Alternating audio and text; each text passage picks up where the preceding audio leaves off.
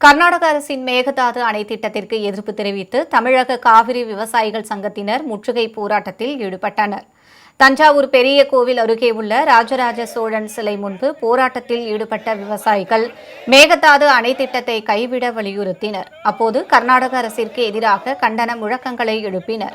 விவசாய சங்க தலைவர் PR பாண்டியன் தலைமையில் நடைபெற்ற இப்போராட்டத்தில் ஏராளமான விவசாயிகள் கலந்து கொண்டனர்.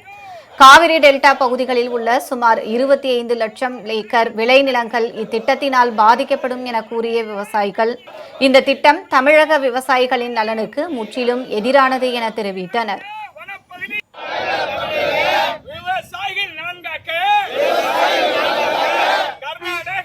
தமிழ்நாட்டிற்கு எதிரான பாராளுமன்ற ஜனநாயகத்தை கொண்டு புதைக்கிற வகையில் உச்சநீதிமன்ற தீர்ப்பையே கேள்விக்குறியாக்குகிற வகையில் மத்திய அரசிதழில் வெளியிட்டு சட்ட நடவடிக்கைகளை மேற்கொண்டு வருகிற போது சட்டவிரோதமாக வரைவு திட்ட அறிக்கையை தயார் செய்து நான் கொடுக்க உள்ளதாகவும் விரைவில் பூமி பூஜை போட உள்ளதாகவும் கர்நாடக துணை முதலமைச்சர் DK சிவகுமார் அறிவிப்பது சட்டவிரோதம்.